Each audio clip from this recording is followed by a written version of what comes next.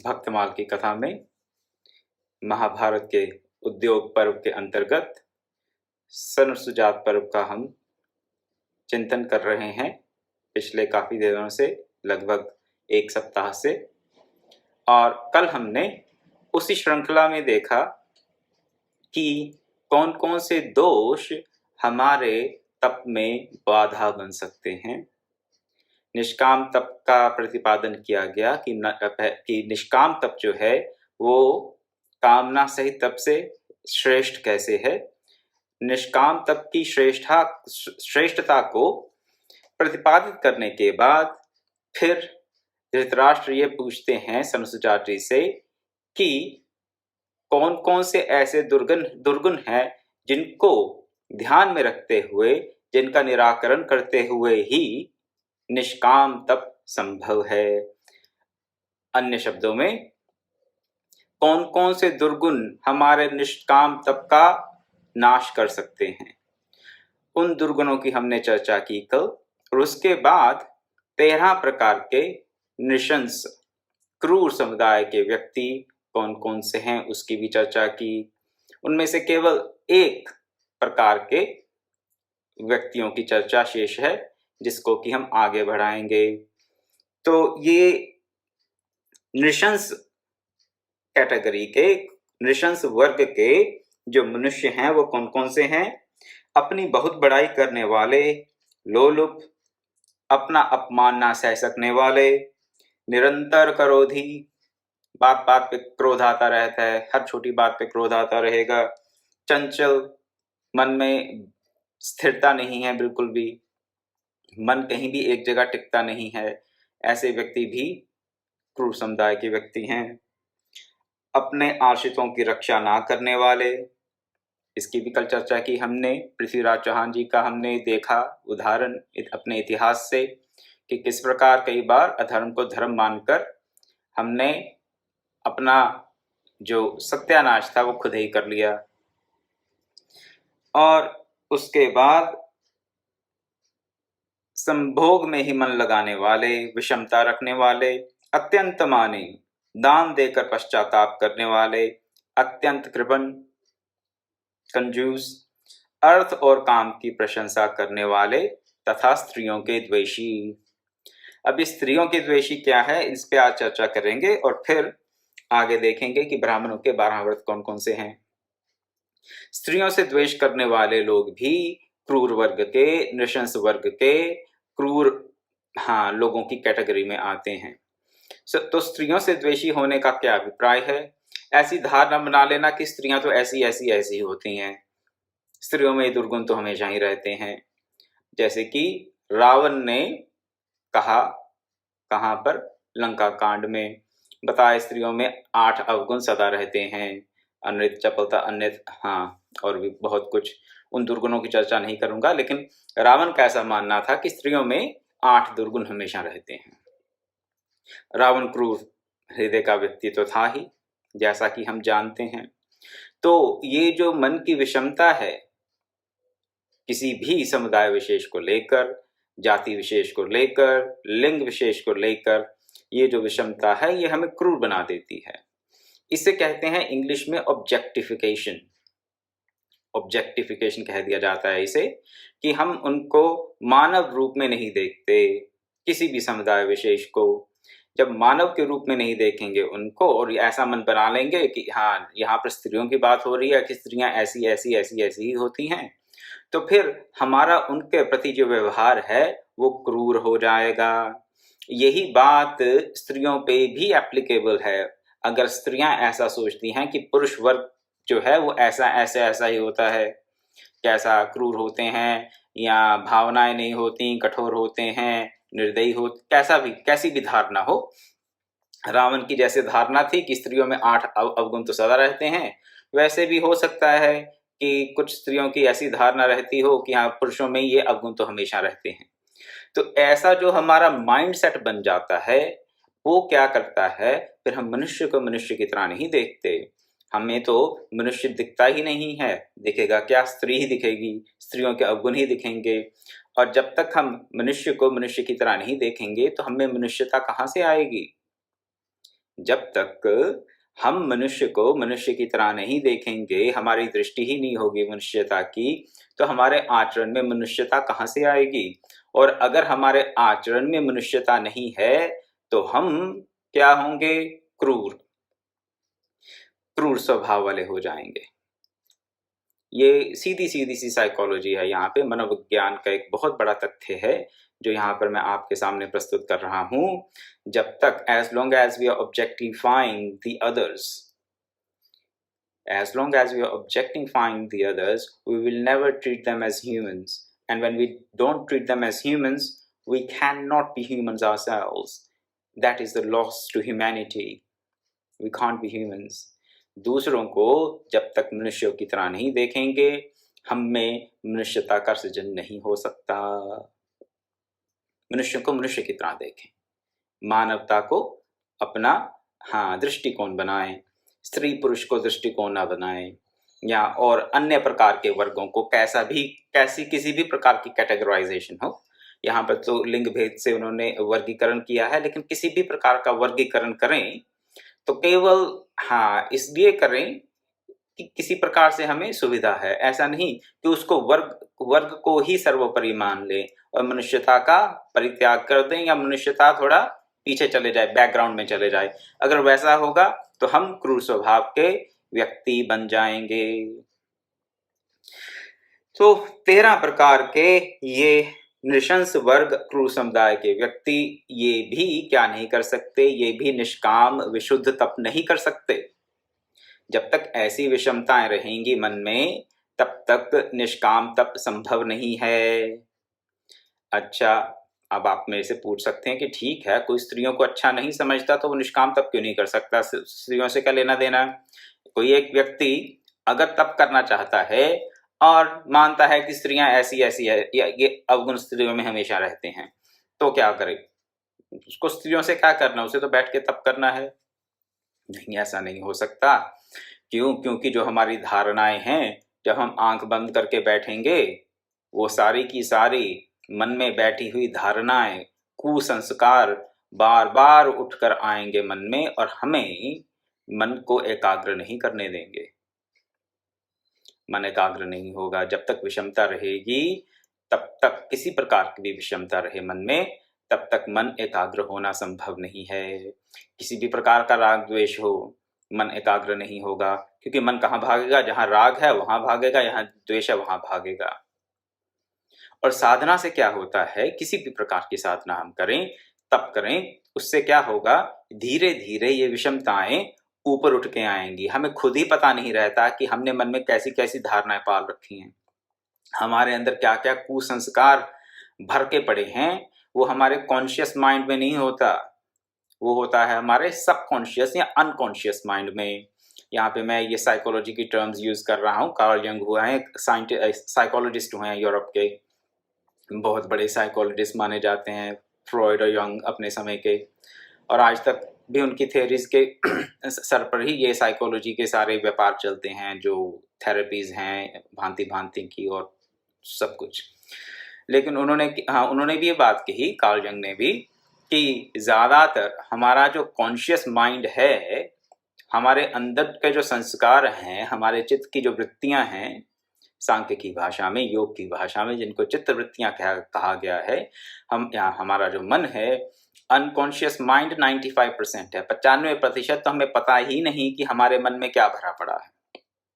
95% हमें नहीं पता कि हमारे अंदर कौन से संस्कार दबे पड़े हैं, और इन सब दबे हुए संस्कारों को ना जानने के कारण हमें पता ही नहीं रहता कि हमें किसका उन्मूलन करना है। लेकिन जब साधना प्रारंभ करेंगे तो धीरे धीरे करते करते क्या होगा? साधना करते करते धीरे धीरे शनै शनै ये जो हमारे मन में बीज रूप से जो संस्कार हमारे चित्त में हैं, वो धीरे धीरे उभर के आएंगे। उभर के आते हैं तो साधक को बड़ी घबराहट होती है कि मैंने तो कभी सोचा नहीं था कि मैं ऐसा हूं, तो फिर मेरे मन में ऐसी भावना कहाँ से आ गई, ऐसा संस्कार कहाँ से आ गया? लेकिन वो दबे पड़े रहते हैं। तो होता क्या है, थोड़ा इस साधना की थोड़ी प्रक्रिया आपको समझा दूं। साधना करने से क्या होता है? दबे हुए संस्कार ऊपर आते हैं। बिना साधना किए क्यों नहीं आते? क्योंकि जब तक साधन में आत्मशुद्धि के लिए हम प्रयास नहीं करते, तब तक क्या होता रहता है, नए नए संस्कार हम ग्रहण करते रहते हैं। निरंतर हम नए नए संस्कार ग्रहण करते रहते हैं और नए संस्कार पढ़ते रहते हैं, और पुरानों को जो पहले से पढ़े कभी संयोगवश वो उभर के आ जाते हैं। लेकिन ज्यादातर क्या होता है, नए संस्कार पढ़ते रहते हैं, उन्हीं में उलझे रहते हैं, और जो जन्म जन्मांतरों के सुषुप्त बीज रूप से संस्कार हैं अंदर, उनको हमें देखने का परखने का मौका ही नहीं मिलता।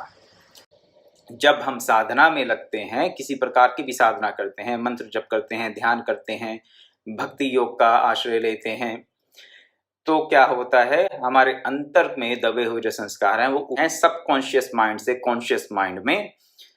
उस वक्त साधक को बड़ी घबराहट होती है कि ये क्या हो रहा है, मैं तो आत्मशुद्धि करना चाहता हूँ या चाहती हूँ, लेकिन यहाँ तो मुझे और कचरा दिखाई दे रहा है।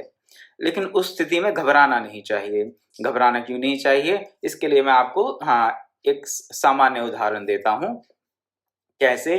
जैसे कि कोई कीजिए, आपने एक कमरे में झाड़ू लगाया, झाड़ू लगाने से क्या होगा, बहुत सी धूल मिट्टी गंदगी निकलेगी, दिखेगी। क्यों दिखेगी? क्या कहीं बाहर से आई है क्या वो गंदगी? नहीं, वो कमरे में ही थी, लेकिन दिखी तब तक नहीं जब तक हमने उस गंदगी को इकट्ठा करके बाहर निकालने की चेष्टा नहीं की।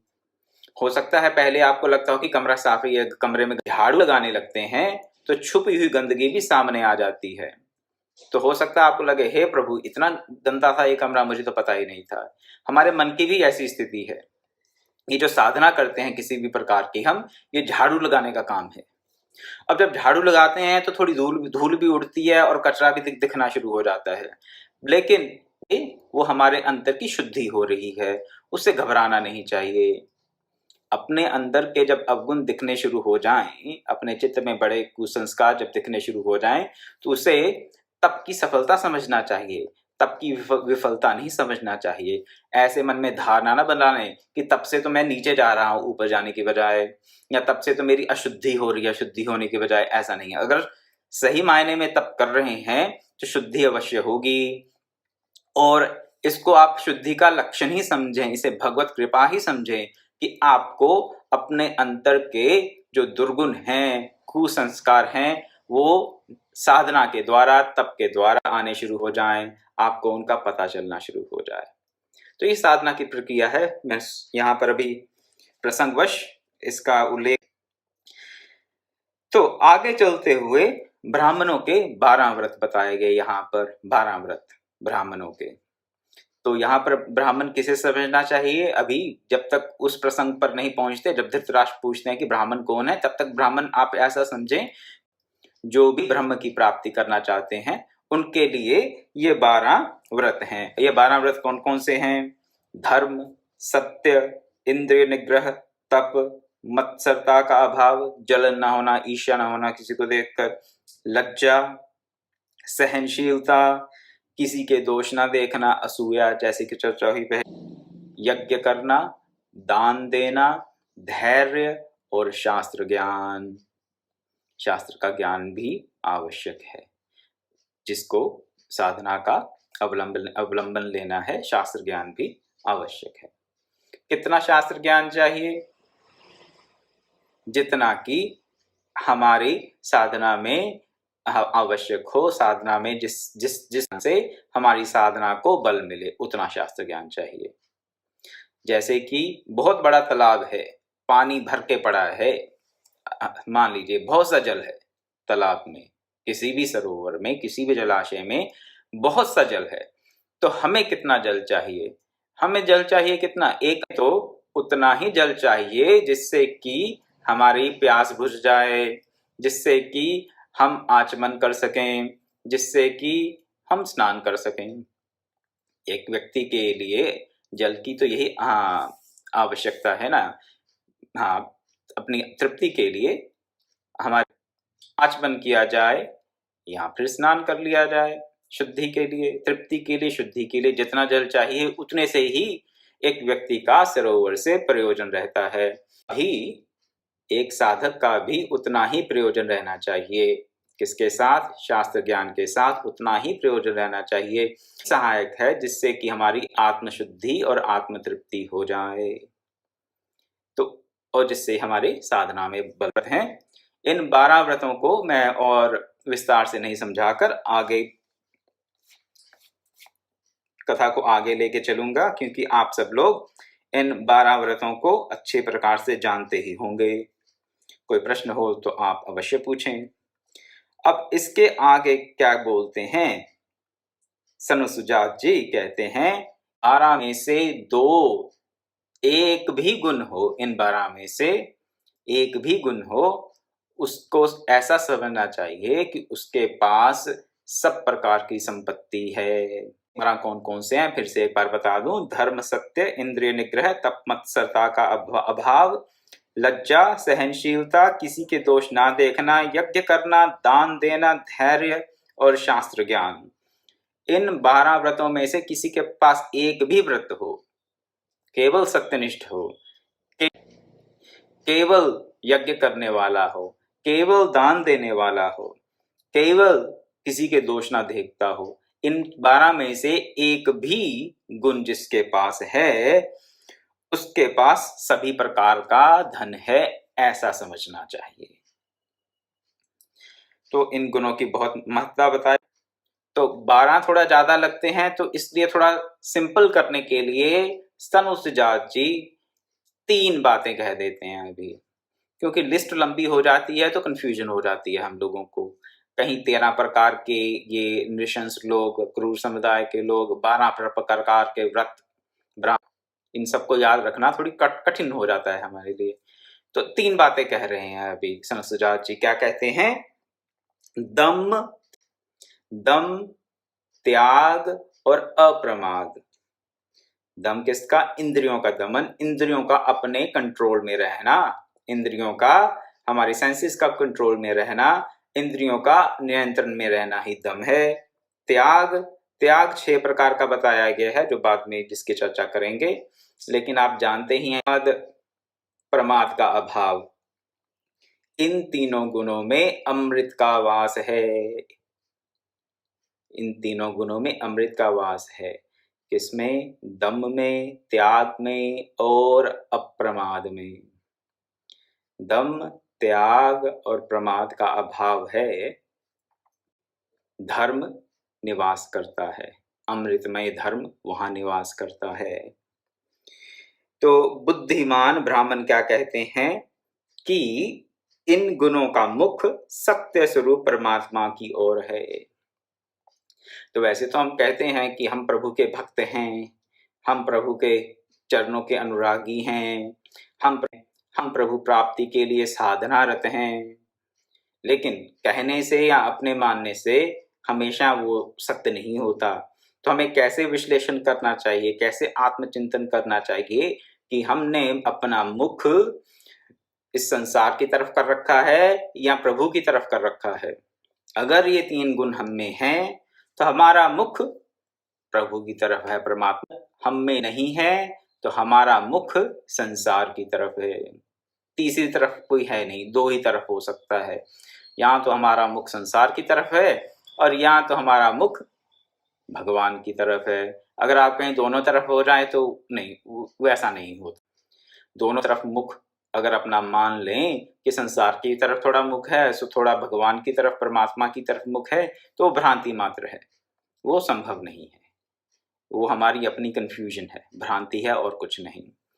तो अगर हमारे में दम है, त्याग है और प्रमाद का अभाव है तो ही हम भक्त हैं।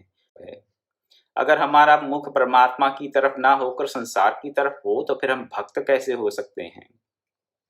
हो ही नहीं सकते। मान्यता हो सकती है हमारी, ऐसी धारणा हो सकती है कि हम प्रभु के भक्त हैं, लेकिन प्रभु के भक्त हो नहीं सकते। वो गलत धारणा होगी, गलत मान्यता होगी भक्ति की। क्योंकि अगर मुख संसार की तरफ है तो दम, त्याग और अप्रमाद के अभाव में हम भक्त नहीं हो सकते। जब हम में भक्त तब भी होंगे जब हम में दम, त्याग और अप्रमाद तीनों बातें होंगी, तब हमारा मुख जो है परमात्मा की तरफ होगा। और जब परमात्मा की तरफ मुख हो जब परमात्मा की तरफ मुख होगा तभी तो भगवत प्राप्ति होगी। और तभी तो हम अपने आप को भक्तों की निम्नतम श्रेणी में भी रखने के, हाँ, अपने आप को रखना चाहें तो ही रख सकते हैं, अगर इन तीनों गुणों में से थोड़ा बहुत। तो हाँ, दम की व्याख्या आगे करने जा रहा हूं। दम बताया गया है 18 भी लिस्ट देख देख कर या सुनकर घबराइएगा नहीं। 18 गुण जो हैं वो सुन लीजिए और उस पर थोड़ी सी चर्चा करेंगे। तो अवगुण बताए गए हैं, जिसमें ये अवगुण नहीं है, जिसमें ये 18 क्वालिटीज अवगुण नहीं है, उसमें दम है। जिसमें ये 18 अवगुण हैं उसमें दम नहीं है। दम की सबसे सीधी सीधी परिभाषा है, दम का उल्टा कर देंगे तो क्या बनेगा? दम का उल्टा करेंगे तो मद बनेगा। और जो मद है, मतलब हमारे अंदर किसी भी प्रकार की मादकता है, किसी भी प्रकार की असावधानी है, तो हमारी इंद्रियां हमारे कंट्रोल में नहीं है। हमने इंद्रियों को अपने वश में नहीं कर रखा। कौन से हैं? पहला तो अवगुण बताया गया, दम के विपरीत आचरण वाले 18 अवगुण कौन से हैं? कर्तव्य अकर्तव्य के विषय में विपरीत धारणा। जो कर्तव्य नहीं है उसको कर्तव्य समझ लेना, और जो कर्तव्य है उसको अकर्तव्य समझ लेना। विपरीत धारणा हो जाना, जो धारणा कि ये नहीं करना चाहिए, और जो नहीं करना चाहिए उसके बारे में ऐसी धारणा कि इसे करना चाहिए। असत्य भाषण। असत्य भाषण क्या है? जैसा हम सोचते हैं, जैसा हमारे मन में विचार चल रहा है और जैसा हम करते हैं वैसा कहते नहीं। सत्य क्या है? जो करते हैं, जो सोचते हैं वही। अगर करते कुछ और हैं, सोचते कुछ और हैं और कहते कुछ और हैं तो वो असत्य है। कि किसी व्यक्ति में दैवी गुण है तो उसका क्या ये साइन है, क्या लक्षण है दैवी गुणों का? दैवी गुणों का व्यक्ति जो है, जो कहेगा वही सोचेगा और वही करेगा।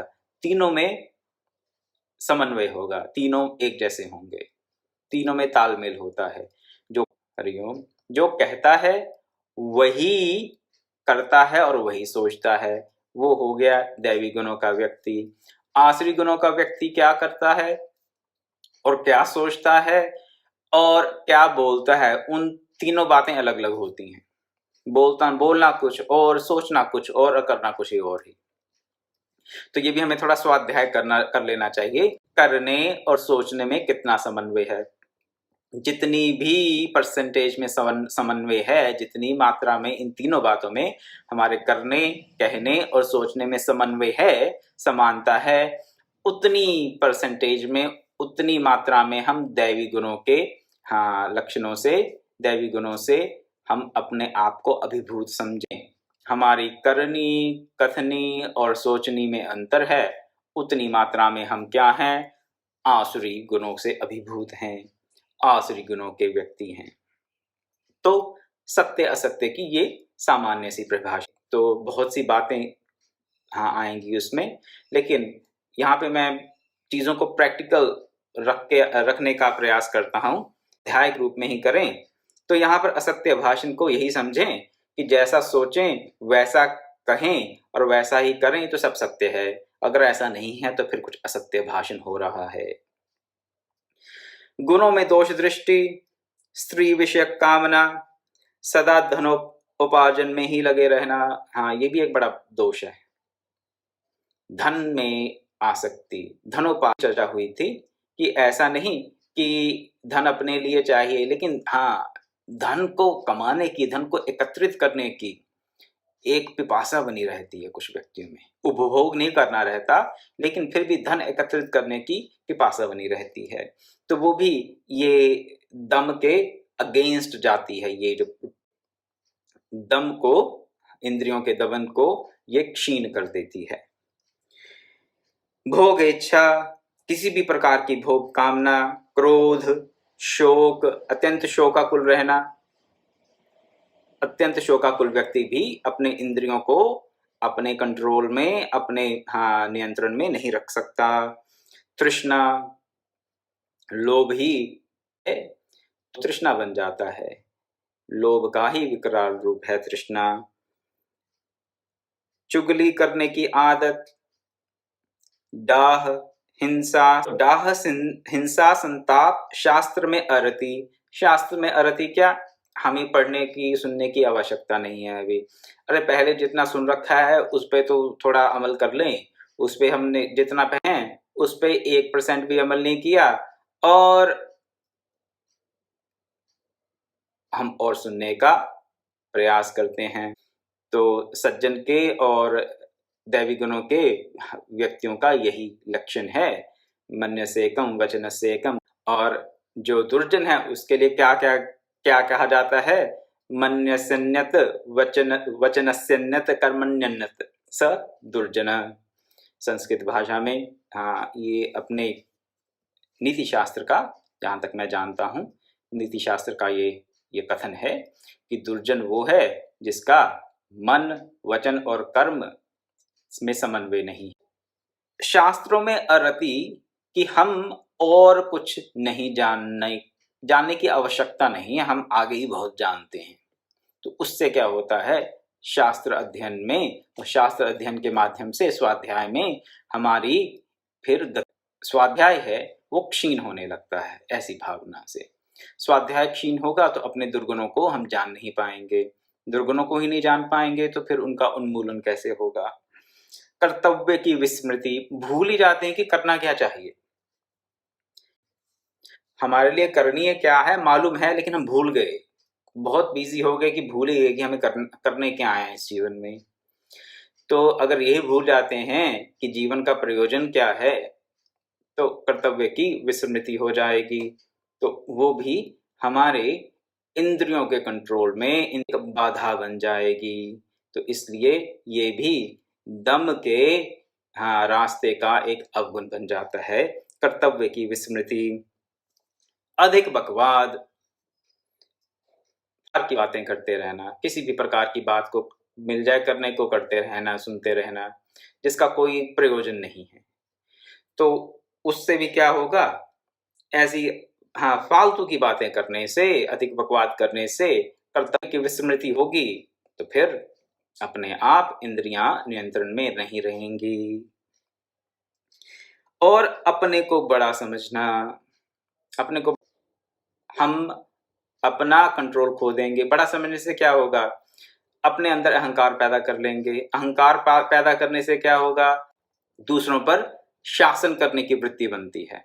जब अहंकार होता है कि मैं कुछ हूं, तो ऐसी वृत्ति बन जाती है कि मैं दूसरों को बताऊं, कहूं किसे क्या करना चाहिए और क्या ठीक कर रहा है। फिर क्रोध पैदा हो जाता है। तो उससे फिर अपनी इंद्रियों पर नियंत्रण नहीं रहता। इसलिए ये भी दुर्गुण है, जिससे कि हम दम के, जो दम होना चाहिए हमें, इंद्रियों का जो हमारे अंदर जो इंद्रियों का कंट्रोल होना चाहिए, उसको हम खो देते हैं। तो ये 18 गुण जिसमें नहीं है वो जितेंद्रिय है। उसका अपनी इंद्रियों पर कंट्रोल है, उसका अपनी इंद्रियों पर नियंत्रण है। जिसमें ये 18 अवगुण, जिसमें 18 अवगुण हैं वो जितेंद्रिय नहीं है, सीधी सी बात है। मद के भी 18 दोष बताए गए हैं, लेकिन ये जो दम के लिए जिन अवगुणों का उन्मूलन करने के लिए कहा गया है, वही मद के दो, दम का उल्टा है मद। तो के लिए वो सब नई नई धाराएं हैं मद को बढ़ाने के लिए। जो अवरोधक हैं दम के लिए, वो सहायक हैं किसके? मद के। मद और दम। यहाँ तो हम में दम है, अगर दम नहीं है, इंद्रियों का दमन नहीं किया हो, अगर हम जितेंद्रिय नहीं हैं, तो हम मद के वशीभूत हैं। और अगर हम मद के वशीभूत नहीं हैं, तो हमारी इंद्रियां कंट्रोल में हैं, हम जितेंद्रिय हैं, हम में दम के लक्षण हैं। ओम पूर्णमदः पूर्णमुदच्यते पूर्णस्य पूर्णमादाय पूर्णमेवावशिष्यते। ओम शांति शांति शांति। हरि